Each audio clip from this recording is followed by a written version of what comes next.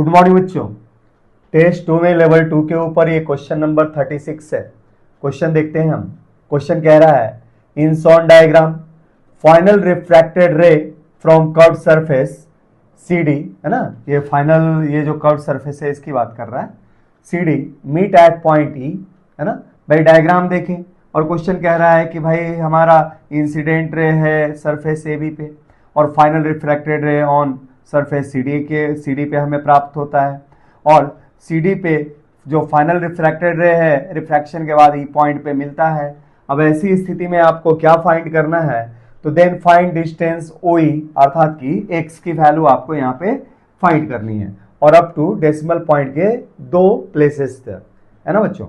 और हमारे पास x के वैल्यू के लिए हमारे पास 4 ऑप्शन दिए हुए हैं, जिसमें से ऑप्शन A क्या है बच्चों, यहाँ पे सही है। तो चलिए बच्चों क्वेश्चन को सॉल्व करते हैं और देखते हैं हमारा ऑप्शन A यहाँ पे हमें कैसे मिला हुआ है ना। तो चलिए बच्चों क्वेश्चन को सॉल्व करते हैं।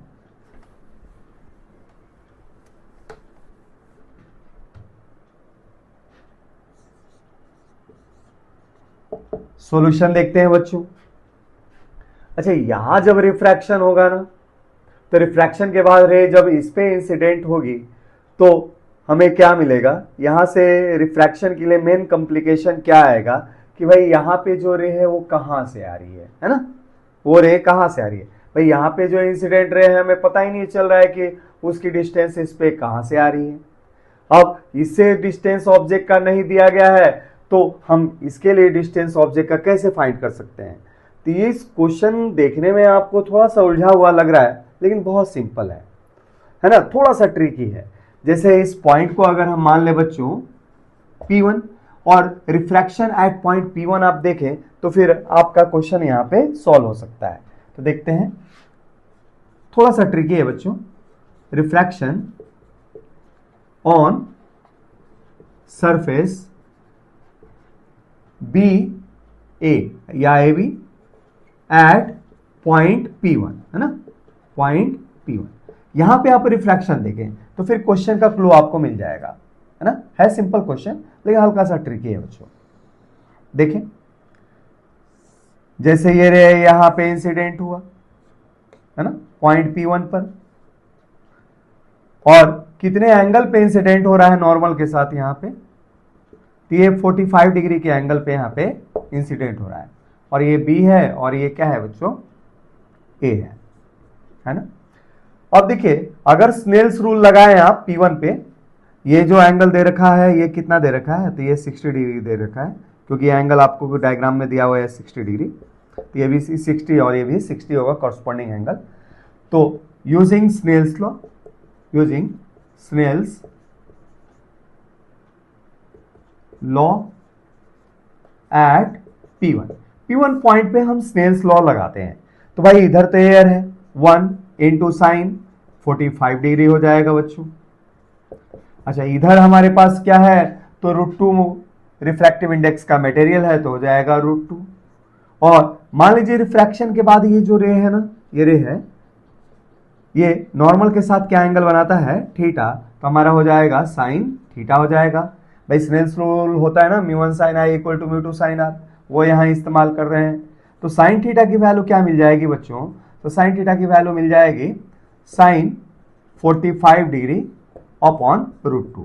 अच्छा, साइन 45 भी 1/√2 होता है तो 1/2 हो जाएगा, तो यहाँ थीटा क्या हो जाएगा, 30 डिग्री। अगर इस थीटा इक्वल टू 30 डिग्री पे बारीक नजर से आप काम करें तो आपका क्वेश्चन सॉल्व हो जाएगा। देखिए कैसे, जैसे ये 60 डिग्री है और ये नॉर्मल आ रहा है ना, तो ये तो एंगल बच्चों 90 डिग्री आपको दिखाई दे रहा है, ठीक है। अब 90 डिग्री आ रहा है तो इसका अर्थ है कि ये एंगल कितना हो जाएगा बच्चों, 30 डिग्री हो जाएगा, और ये भी एंगल थीटा क्या हो रहा है, 30 डिग्री। अब हमारे पास साफ दिख रहा है कि ये एंगल 30 डिग्री है तो ये भी एंगल 30 डिग्री दिखाई दे रहा है। इसका अर्थ है कि दोनों ही एंगल क्या है, अल्टरनेट एंगल है। और अल्टरनेट एंगल तभी हो सकते हैं जब दोनों ही लाइन एक दूसरे के क्या हो, पैरेलल हो, है ना।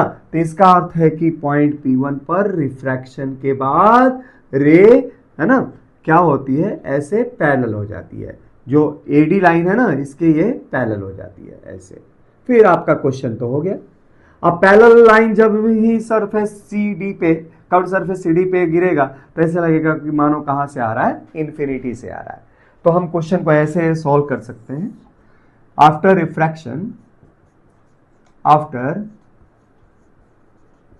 Refraction at P1 inside material, इस मटेरियल के अंदर बात कर रहा हूं,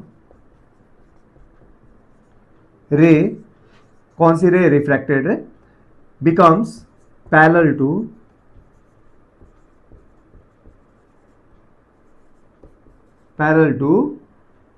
AD।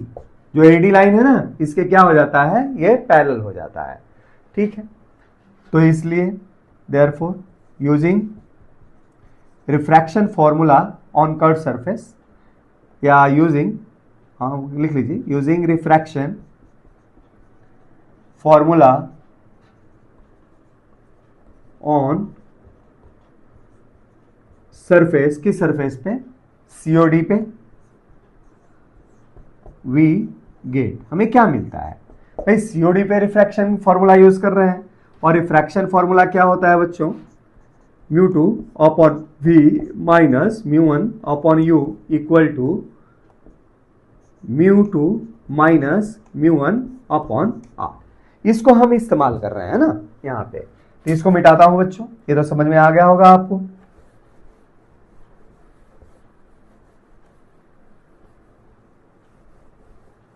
तो यहां पे जब हमने कर्व सरफेस COD पे जब रिफ्रैक्शन फॉर्मूला यूज किया तो हमें क्या मिला, μ2 अपॉन V, दूसरा मीडियम हमारे पास 1.514 का है, 1.514 का है, अच्छा, अपॉन V। अब x की वैल्यू हमें निकालनी है ना? हमने चूंकि इंसिडेंट रे के हमारे डायरेक्शन में x दिया हुआ है ऑलरेडी, तो इसको हमने पॉजिटिव रख लिया यहाँ पे, माइनस μ1। पहला मीडियम आपका था √2 रिफ्रैक्टिव इंडेक्स का, इसलिए हमारे पास क्या होगा, μ1 की वैल्यू √2 भाई, इस रे के लिए इंसिडेंट रे कहाँ से आती हुई महसूस हो रही है, इसी मीडियम से आ रही है, इसलिए μ1 की वैल्यू क्या लेंगे आप, √2 लेंगे, तो क्या हो जाएगा, √2 अपॉन कितना हो जाएगा, u। अच्छा, u की तो वैल्यू इन्फिनिटी है, क्योंकि ऐसा लग रहा है कि रे इन्फिनाइट से आ रही है, इक्वल टू μ2 माइनस μ1, तो 1.514 माइनस √2, अच्छा, अपॉन r। इसका कर्वेचर इस साइड में है ना, जिधर इंसिडेंट रे जा रही है, इसलिए आपका रेडियस ऑफ कर्वेचर यहाँ पे क्या होगा, पॉजिटिव होगा, 0.4 ले लिया। तो यहाँ से हमने इसको सॉल्व किया, 1.514 अपॉन x इक्वल टू 1.51, अच्छा 2 डेसिमल पॉइंट तक लिखना है तो 4 को हमने हटा दिया। अच्छा, √2 की वैल्यू 1.41 होती है बच्चों, अपॉन क्या हो जाएगा, 0.4 हो जाएगा। अब यहाँ से x की वैल्यू आप सॉल्व करोगे ना, तो x की वैल्यू जैसे मैंने सॉल्व कर रखा है, तो वैल्यू क्या आती है, 6.06 मीटर आती है। तो इस तरीके से यहाँ से x की वैल्यू आपको क्या मिलेगी, क्वेश्चन में 6.06 मीटर मिलेगी।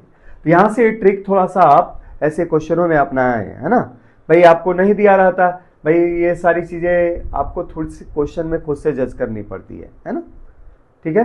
तो चलिए बच्चों, एक अगला क्वेश्चन करते हैं हम इस टेस्ट के ऊपर।